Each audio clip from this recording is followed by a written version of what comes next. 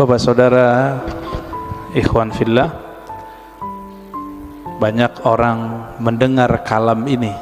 Siapa yang kenal dirinya, maka kenal Tuhannya. Sering dengar ya?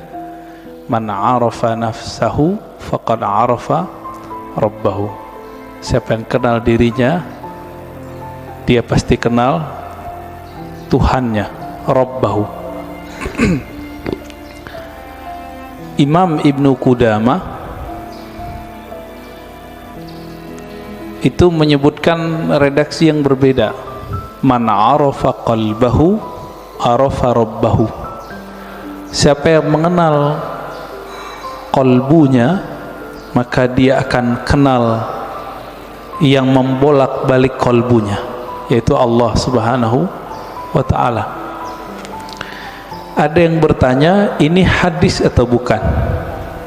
Nah, ini pertanyaannya dua sebenarnya. Ini hadis atau bukan, lalu maknanya apa? Setelah kita teliti, ilmu hadis itu, Bapak saudara Allah, jika kita buat pemetaan ilmu keislaman, bahkan semua ilmu di dunia itu dapat dirumuskan jadi 4 cara mengetahuinya.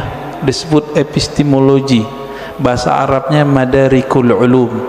Bagaimana cara mengetahui suatu hal? Yang pertama lewat indera, bukti-bukti fisik. Yang kedua akal, kita pikirkan kita tahu. Yang ketiga kita tes. Yang keempat pakai spiritual, pakai rohani. Ilmu hadis itu yang pertama. Jadi ilmu hadis dia ilmu bukti fisik, mesti didengar, mesti ada bukti fisiknya.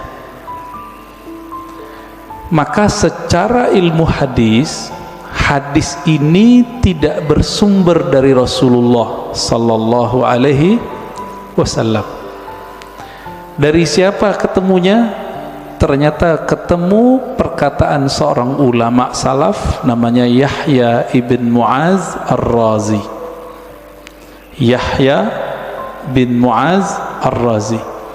Yahya bin Mu'az Ar-Razi ini ulama ahli qalbu di zamannya. Beliau wali besar. Kalam-kalamnya itu bukan lagi kalam kayak kita. Dia jika berkalam, kalamnya itu hampir mirip dengan kalamnya Nabi sallallahu alaihi wasallam, sehingga dikira ketika dia berkalam begitu, itu kalamnya Rasulullah sallallahu alaihi wasallam. Itu secara apa? Ilmu hadis. Siapa yang mengatakan itu?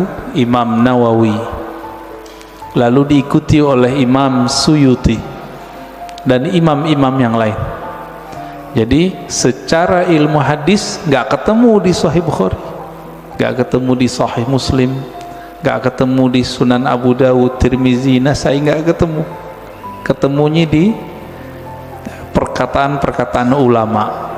Nah, jadi tolong Bapak saudara Allah yang hobi ngaji tasawuf, harus tahu bab ini secara ilmu hadis. Ilmu hadis pendekatannya bukti fisik, disebut dengan empirik ya. Tapi ada seorang imam namanya Ibnu Arabi yang beliau menggabungkan ilmu zahir dan batin. Beliau ini ahli hadis, tapi lebih dikenal sebagai ahli qalbu. Guru hadisnya ratusan. Buktinya beliau meriwayatkan hadis-hadis langsung dengan sanadnya kepada Rasulullah sallallahu alaihi wasallam. Jadi dia sebutkan dari gurunya sampai kepada Nabi Muhammad sallallahu alaihi wasallam. Ibnu Arabi ini dia bermimpi bertemu Rasulullah. Di dalam hadis yang sahih dikatakan man ra'ani fil manam faqad ra'ani. Siapa yang bertemu aku dalam mimpi, dia betul-betul bertemu aku. Fa inna syaitana la yatamatsalu bi. Karena syaitan tidak dapat menyerupai aku. Ibnu Arabi mengatakan ciri-ciri wali Allah itu kalau dia mimpi dia sadar dia lagi mimpi. Ibnu Arabi mimpi ketemu Rasulullah dan dia sadar ini pasti mimpi karena Rasulullah sudah wafat. Lalu apa yang beliau lakukan? Beliau bingung dengan hadis yang tadi, secara ilmu hadis tidak ketemu sumbernya. Maka beliau katakan, wahai Rasulullah, kata ahli hadis ini enggak ada sumbernya, bukan kalam engkau. Apakah benar demikian? Dijawablah oleh Rasulullah dalam mimpinya, bukan, itu kalamku wahai Ibnu Arabi. Ketika dia bangun, maka dia malu mengatakan ini bukan hadis Nabi sallallahu alaihi wasallam. Kenapa? Minimal mimpi ini benar untuk dirinya, meskipun belum tentu benar untuk orang lain. Inilah asbabnya kenapa kalam ini kemudian menjadi ambigu. Apakah ini kalam Nabi atau kalam Yahya ibn Muaz Ar-Razi? Ya, ini secara gabungan nih. Mimpi masuk kemana? Satu tadi empirik, bukti fisik. Mimpi yang nomor 4, zauq, intuisi, qalbu, ruh. Itu mungkin nggak ini dibuktikan? Dibuktikan oleh orang yang sudah sampai ke sana. Kalau oleh ahli hadis yang tidak sampai, kemampuan rohaninya sampai ke taraf ini nggak bisa.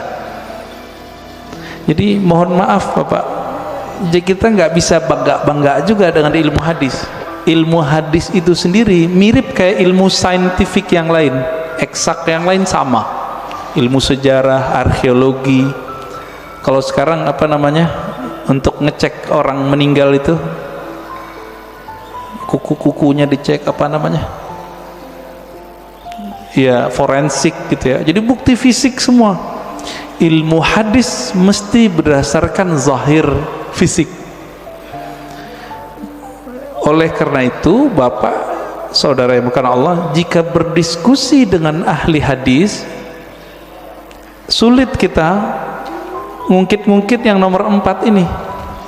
Dia pasti yang nomor 1.